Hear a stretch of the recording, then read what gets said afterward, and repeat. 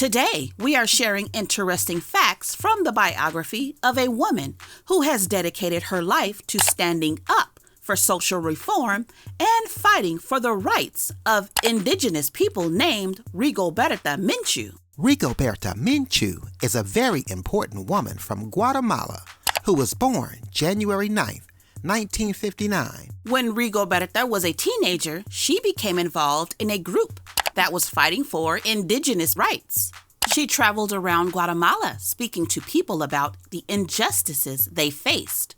She also helped organize protests and demonstrations. Tragedy struck Rigoberta's family when her mother, father, and brother were killed.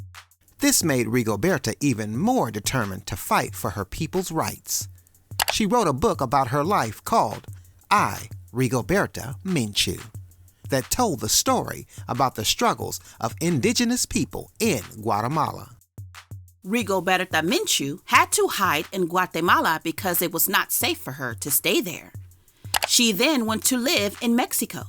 This was a new phase in her life where she worked to help the indigenous people of Guatemala who were being treated unfairly. She organized protests and worked to get rights for the people there.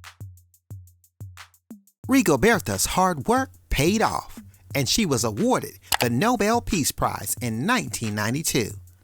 This was a big honor, and it helped bring attention to the struggles of indigenous people around the world. Today, Rigoberta continues to speak out for indigenous rights. She travels around the world giving speeches and working with organizations that help indigenous people. She is a true inspiration to many people, and her work has made a big difference in the world. Those were just a few interesting facts about the life of Rigoberta Menchú that I never knew. But don't go anywhere, because we have you covered with another icon in history who also let her voice be heard, named Dolores Huerta on Fresburg Cartoon.